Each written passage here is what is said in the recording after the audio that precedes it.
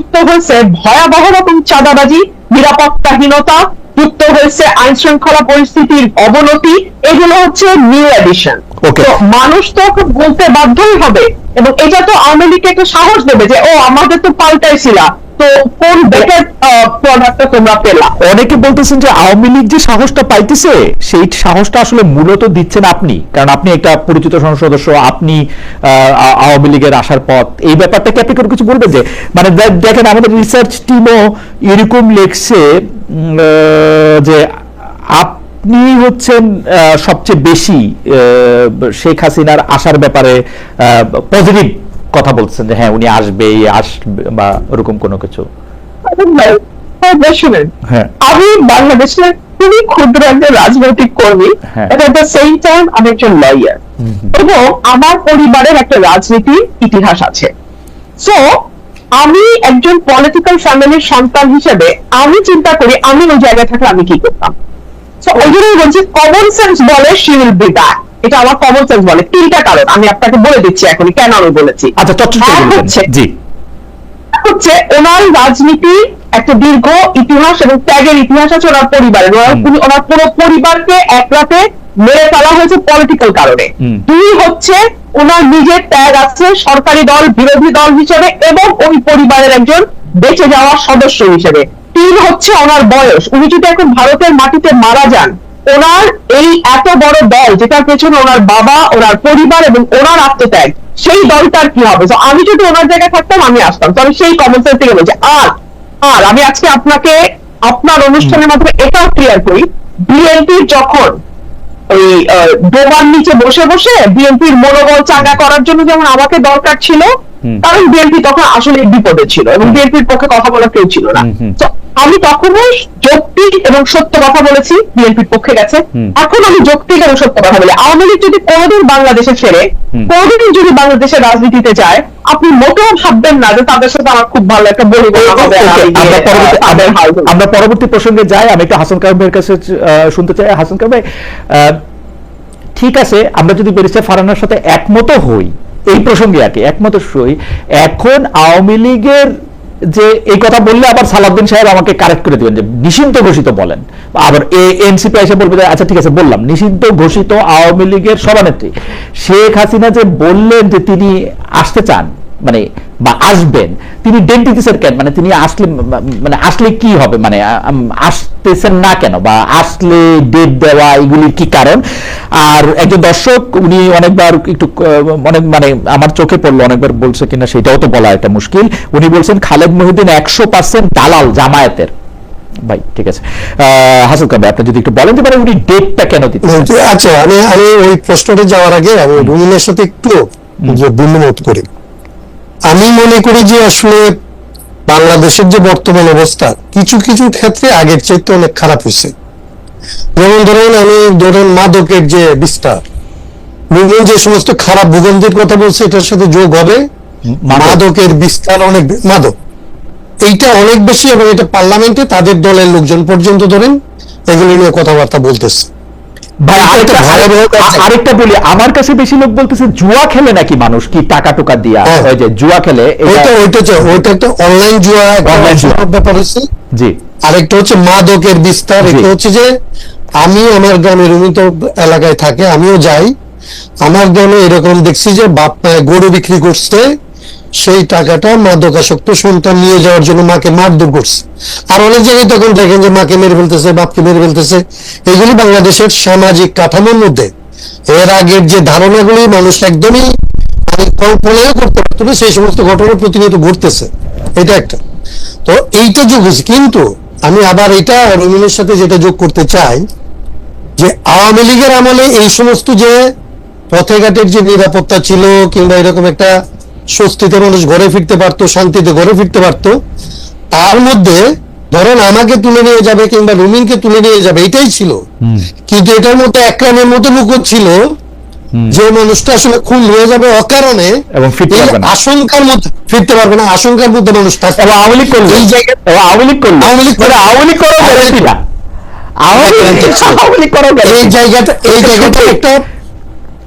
এই জায়গাটার একটা পরিবর্তন এখন পর্যন্ত আছে যে মানুষ আসলে এই জায়গা মনে করছে না যে তাকে কেউ তুলে নিয়ে কালকে গুম করে ফেলতে পারে কিংবা এরকম করতে পারে। সো এইটা হচ্ছে একটা বড় রকমের চেঞ্জের জায়গা, আমি এটা মনে করি আওয়ামী শাসনের সাথে। বাকি যেটা বলেন জি, আমি আপনি আবার যদি আমাকে একটু ধরায় দেন, আপনি যেটা বলছিলেন যে আমি যেটা শেখ হাসিনা সংবাদ সম্মেলনে তো রুমিন সংবাদ সম্মেলন, তার প্রতিক্রিয়া, শেখ হাসিনা ফিরে আসা সম্পর্কে তার বক্তব্য, এগুলি তো উনি বলছেনই। আমি শুধু জানতে চাইছিলাম যে উনি যদি ফিরেও আসেন ডিসেম্বর ডেট দেওয়া বা এটা বলা, মানে আসলে মানে কি চান? এটা তো হচ্ছে ওনার চাওয়ার উপরে। ধরেন এখন দুইটা দেশ, সেগুলি হচ্ছে রুমিন অ্যাডভোকেট, আমি ধরেন তো কোন কারণে অ্যাডভোকেট ধরেন। এখন এইটা উনি একটা দেশে যেভাবে গেছে, এখন উনি পাসপোর্ট ভিসা টিসা কিছু নিয়ে যান নাই, বা ওনাকে এখন তোকে ভিসা দিবে এরকম কোনো একজন সিভিলিয়ানের মতো আসবেন, আসতে পারবেন এরকম তো কোনো ব্যবস্থা নেই। কিংবা ওই যে বাচ্চারা ট্রোল করে যে ওনাকে কোনো একটা বর্ডার দিয়ে ঢুকায় দেওয়া হলো কোনো একটা দেশে অঞ্চলে, এরকম তো না। যদি এরকম হয় সেটার তো হওয়ার কোনো সুযোগ নাই। তাইলে ভারত বাংলাদেশের মধ্যে কোনো না কোনো একটা ব্যবস্থাপনা লাগবে যে উনি আসবে। তার মানে বাংলাদেশ তো চাচ্ছিল যে উনি যেন আসে। আমাদের এনসিপি বলেন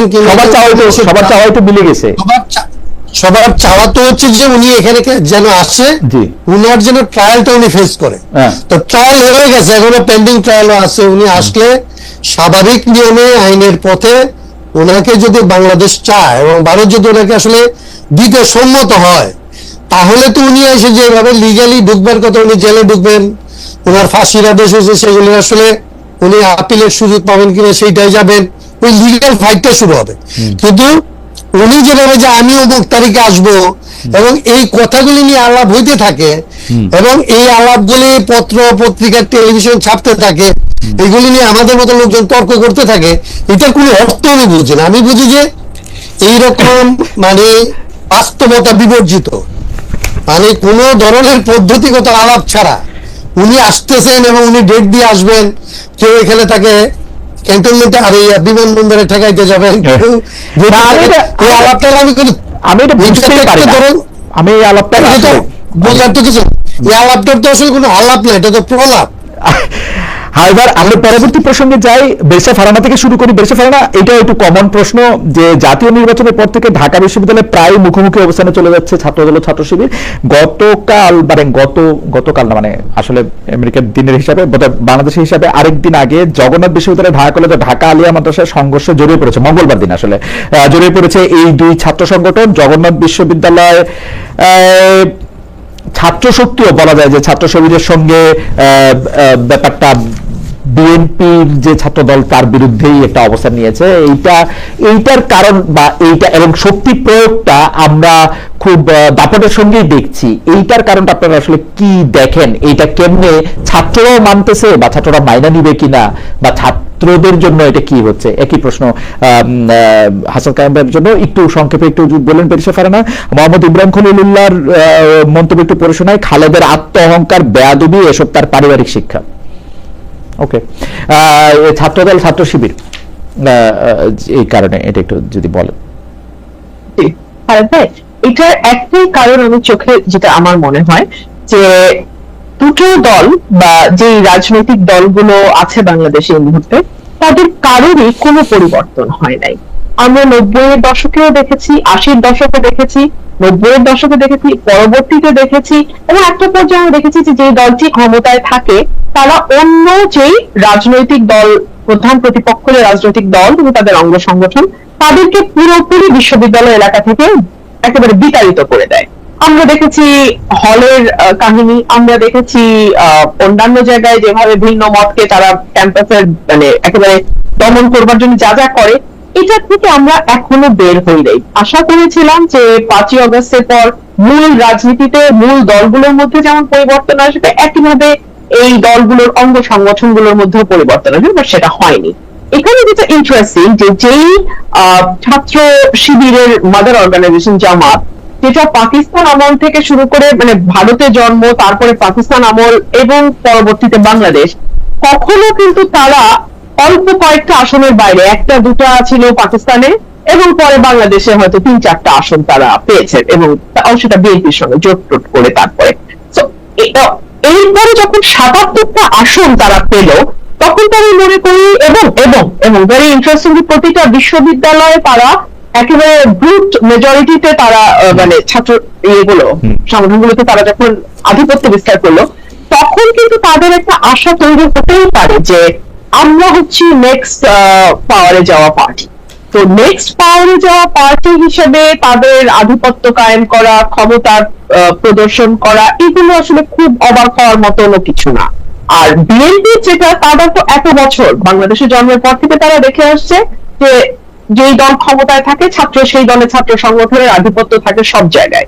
তো সেটা তারা বজায় রাখার জন্য যা যা করা দরকার, একই সিস্টেম, একই ফর্মুলা, মানে একদম ঢাকায় ফর্মুলা, ছবির ফর্মুলার মতোই একদম ফর্মুলা, খুবই প্রেডিক্টেবল, এরকমই হওয়ার কথা, একদম কোনো পরিবর্তন হয় নাই। আমি রুবিন, খুব দ্রুত আপনি যদি এইটা নিয়ে একটু রেসপন্ড করেন, কারণ একই প্রশ্ন বারবার আসছে। মোহাম্মদ ইমাম হাসান উনি বলছেন, দালাল খালেদ, আমি রুমিন আপুকে প্রশ্ন করতে চাই, গত পরশুদিন জাহেদ বলল হাসিনার বক্তব্য প্রচার নিষেধ এবং সেই কথা মেনে ওরা কেউ প্রচার করলো না বা নিউজ করলো না। আচ্ছা, আপনারা কি মনে করেন বর্তমান মিডিয়া স্বাধীন? দ্বিতীয় আরেকটা প্রসঙ্গ, রাফসান ইসলাম উনি বলছেন, খালেদ ভাই রুমিন আপাকে ডাইরেক্ট প্রশ্ন করেন, শেখ হাসিনার নেতৃত্বে হাজার হাজার খুন করা হয়েছে, হাসিনার বিচার বা ফাঁসি চাচ্ছে না কেন রুমিন আপা? অন্য আলাপ দিয়ে এটাকে চাপা দেওয়ার চেষ্টা করছে কেন? আপনি যদি 1 মিনিটের মধ্যে একটু বলেন। এক হচ্ছে যে মিডিয়া প্রচার করে না, এবং খালিদ ভাই, আমি মিডিয়ার ব্যাপারে বলেছিলাম যে শেখ হাসিনার সময় মিডিয়া বলেছিল যে তারেক রহমানের কোনো বক্তব্য প্রচার করা যাবে না। হ্যাঁ, তাতে কি তারেক রহমানের কোনো ক্ষতি হয়েছে? বাংলাদেশের প্রতিটা মানুষ যারা তারেক রহমানের বক্তব্য শুনতে চায় তারা তাদের মতো করে তারেক রহমানের বক্তব্য নিজ নিজ মোবাইলে শুনেছে, তাই না? আচ্ছা, এবং তারেক রহমান পরবর্তীতে প্রধানমন্ত্রী হতেন। তো শেখ হাসিনার বক্তব্য যদি কেউ শুনতে চায়, আপনি বলেন এই ইন্টারনেটের যুগে আপনি কাউকে আটকায় রাখতে পারবেন? তো এটা খামোখা, এটা যখন তারা করে তখন যেটা হয় যে আগের সরকারের আমলেও তারা বাক স্বাধীনতা বিশ্বাস করে না, ভিন্ন মত দমন করে, এই অ্যালিগেশন গুলো আসছে। এই সরকারের আমলেও বিএনপি যে চেয়ে পড়ে তাদের ঘাড়ে এই অ্যালিগেশন গুলো নিচ্ছে যে তারা ভিন্ন মতে বিশ্বাস করে না, তারা দমন করতে চায়, মিডিয়াকে কন্ট্রোল করে, ইত্যাদি ইত্যাদি। আচ্ছা, আরেকটা যেটা আমাকে প্রশ্ন করেছে, আমি ফাঁসি চাই না বা কি চাই, আমি বিচার চাই। আমি সবার সুস্থ ন্যায় বিচার চাই। এমনকি আমি জামাতে ইসলাম মানে আমি অনেকে বলছি যে রবি তো বিএনপি থেকে বের হয়ে হয়তো জামাতে গেলে সুযোগ সুবিধা কিছু বেশি পেত, সময় বেশি পেত, একটা অর্গানাইজ ফোর্স তার সঙ্গে থাকতো। আমি তাদের বলেছিলাম যে যেখানে আদর্শের ন্যূনতম মিল নাই, সেখানে কেবলমাত্র কিছু সুবিধার জন্য তাকে দল যাওয়া কোনো অর্থ নাই। তো আমি কিন্তু সেই আদর্শিক ভাবে 180 ডিগ্রি মানে উল্টা থাকা সত্ত্বেও আমি কিন্তু বলেছিলাম, জামাতের যখন হিউম্যান রাইটস ভায়োলেট হয়েছিল আমি বলেছিলাম যে না, এই হিউম্যান রাইটস তাদেরকে দিতে হবে। আপনি ইভেন যখন আবরার হত্যাকাণ্ড হলো আমি বলেছিলাম যে you cannot give a dog a bad name and kill it. এই প্রিন্সিপাল আপনি চলতে পারেন না। আপনি একটা মানুষকে চেরি পিটিং এর মতো করে আপনি তাকে একটা তকমা দেবেন শিবির আর তারপর তাকে হত্যা করবেন, এটা চলতে পারে না। দ্যাট ডাজন্ট মিন যে আমি জামাতের রাজনীতিকে সমর্থন করি। একইভাবে সেটা জামাত হোক, আওয়ামী লীগ হোক, বিএনপি হোক, জাতীয় পার্টি হোক, যেটাই হোক, যেখানে মানুষের নাগরিকের অধিকারের প্রশ্ন আসবে সেখানে আমি কথা বলবো। এটা আপনার ভালো লাগলেও বলবো, আপনার ভালো না লাগলেও বলবো। অ্যাডভোকেট হাসান কারণ ছাত্রদল এবং ছাত্র শিবির এবং আধিপত্য বিস্তার আমরা খুব শুনতাম আওয়ামী লীগের আমলে, আধিপত্য বিস্তার নিয়ে। এটা তখন আওয়ামী লীগের আমলে তার কেউ ছিল না, ছাত্রলীগ দুই গ্রুপের মধ্যে। এই আধিপত্য বিস্তারটা কি ছাত্রদের মধ্যে, মানে সাধারণ ছাত্রদের মধ্যে অনেক বেশি কাম্য? মানে এইখানে তারা কি পপুলিস্ট রাজনীতিটাই করতেছে কিনা? মানে বেশি সংখ্যক ছাত্র চাইতেছে যে এটা হয় শিবির দখল করুক বা দল দখল করুক বা এনসিপির যে ছাত্র শক্তি আছে তারা দখল করুক, এইটার ক্ষেত্রে কি তারা একটা পপুলিস্ট রাজনীতি করতেছে? মানে ছাত্ররাই কি চায় যে একটা দখলদারিত্বের একটা রাজনীতি থাক শিক্ষাঙ্গনে? না, প্রশ্নটা যেটা হয়, মানে ঘটনাটা যেটা হয় যে কিছু কিছু ক্ষেত্রে কোনো মানুষের কাছে আসলে ক্ষমতা কিংবা ক্ষমতার ধারণা আসলে তৈরি হয় কারো সম্পর্কে। ধরুন যখন রাকসু থেকে জিএস, তাহলে রাকসুর জিএস এর কিছু ক্ষমতা আছে এইটা মনে করা হয়। কেন? সে ক্ষমতা দিয়ে আসলে বিসির সাথে কথা বলে, প্রক্টরের সাথে কথা বলে, কলের কমিটির সাথে কথা বলে, একজনকে বের করে দিলে বিচার করে, একজনকে আসলে সিট দিতে পাইতে বিচার হেল্প করে, এরকম। তাহলে এই রকমের ক্ষমতা বলা যেটা গড়ে ওঠে, তার সাথে আসলে ক্ষমতা চর্চা করতে চায় এরকম কিছু মানুষ আসলে যুক্ত হয়। আবার এটার বিপরীতে যারা আসলে ক্ষমতা চর্চা করে তার বাইরে কিছু মানুষ যুক্ত হয়। যেই মানুষেরা ধরেন হতাশ হয়েছে এবারের অভ্যুত্থানের পরে, সেই মানুষেরা আসলে কোথাও আসলে আর যাইতে চায় না। প্রাইভেট ইউনিভার্সিটিকে দেখলে আপনি বুঝবেন যে অভ্যুত্থানের পর এই যে বিভাজনের গল্প বললেন না, অভ্যুত্থানের পর সবাই ঘরে গিয়ে আসলে পড়াশোনা শুরু করলো, মনে করলো এত কিছুর পরে যখন আসলে পরিবর্তনটা হইলো না, তাহলে রুমিন আর আমি না হয় মিশন নিছি যে আমার সারা জীবন আমি মানুষের জন্য কথা বলতেই থাকবো। একটা ছেলে একটা যে একাডেমিক জীবনে গেছে, ও তো এটা করার জন্য যায় নাই, ওর তো এটা মোটো না, ওর মোটো তো ওর একটা সিম্পল লাইফ, ও আসলে একটা কেরিয়ার বিল্ড আপ করবে, একটা শান্তিতে থাকবে, চাকরি পাবে, পড়াশোনা করার পরিবেশ পাবে, এরকম। তাহলে যারা পপুলিস্ট আর যারা সাধারণ ছাত্র তারা তো এটা চায় না, কিন্তু তারা যারা এটার শিকার হয় তাদেরকে যেহেতু তারা সংঘবদ্ধ থাকে না, তারা দলবদ্ধ থাকে না, এটাকে প্রতিরোধ করার জন্য বারবার সে আগে আসতে পারে না। এই ঘটনাটাকে ধরেন ব্যবহার করে কি হয়েছে আপনি দেখেন, আমরা মনে করছিলাম ছাত্র সংগঠনগুলি এলে ওগুলি ছাত্রদের প্রতিনিধিত্ব করবে, সবগুলি ছাত্র সংগঠন, অনেকগুলি ছাত্র সংগঠন হইল, যে সমস্ত প্রতিষ্ঠানে ছাত্র সংগঠন আছে, আপনি ধরেন এই যে শিবির, জামাতের কথা বলা হলো, শিবিরের কথা বলা হলো, এদের সম্পর্কে একটা ইমপ্রেশন ছিল যে এরা ভালো মানুষেরা করে, এরা আসলে ওদের চরিত্র ওদের চাইতে ভালো। কেবলমাত্র কয়দিন একটু ক্ষমতা পাইছে, দেখেন আপনি ক্ষমতার সাথে। আমি প্রশ্নটা কোথায় করতে চাইছিলাম, প্রশ্নটা হচ্ছে যে ঢাকা বিশ্ববিদ্যালয়, রাজশাহী বিশ্ববিদ্যালয়, জগন্নাথ বিশ্ববিদ্যালয়, জাহাঙ্গীরনগর বিশ্ববিদ্যালয়ের মতো বড় 4টি বিশ্ববিদ্যালয় ছিল সহ দেশের যেসব শিক্ষা প্রতিষ্ঠানে আসলে ছাত্রছাত্রীরা ভোট দিতে পারছে, তারা যে একটা নির্দিষ্ট মতবাদের আদর্শের, এখন বলে যে আমি শিবির না, আমি জামায়াত না, বা আমি অমুক না, কিন্তু জনাব সালাউদ্দিন আম্মারের রাজনীতিটা তো বোঝার পরও তাকেই আসলে ভোট দেওয়া হয়েছে। উনি আমি বলি রাজশাহী বিশ্ববিদ্যালয়টা একদম বলে নেই, আমি দেখলাম উনি শিক্ষকদের জিজ্ঞেস করতেছেন আপনি এখন এখানে এটা কেন করতেছেন, আমাকে কেন ডাকতেছেন না, উনি এইটা করতেছেন, এবং উনি গর্বিতভাবে বেলচা হাতে যাইতেছেন। উনার সভাপতি আবার বলতেছেন যে সাংবাদিক উনার জন্য ভালো করে কথা বলবে তারেও আমি এটা করে দিব। উনারা দেখতেছেন উনাদের কাজ যে ওই ঢাকা বিশ্ববিদ্যালয়ের কথা বলি, আমি জীবনে শুনি নাই ছাত্র সংগঠনের দায়িত্ব হচ্ছে কোন মানুষের কি প্রেফারেন্স সেইটা নিয়ে কথা বলা এবং তাদেরকে আটকায় দেওয়া, এটা তার কাজ, এবং সেটা করতেছে গর্বিত হইয়া, এবং তাদেরকে আবার ভোটও দেওয়া হচ্ছে না। ভোটটা তারা যখন পাইছিল, আমি ওই জায়গাটার কথা বলি, জি, ভোটটা যখন পাইছিল তখন দুইটা জিনিস ছিল। ভোটটা যখন তারা নিচ্ছে তখন আসলে তাদের সম্পর্কে ইমপ্রেশনটা ছিল এরকম, যেটা বললাম যে ক্ষমতা পাওয়ার পরে যে চর্চাটা করতেছে, এই চর্চাটা তার চর্চা না, এর বিপরীত চর্চাটা তার চর্চা, এরকম একটা ইমপ্রেশন ছিল।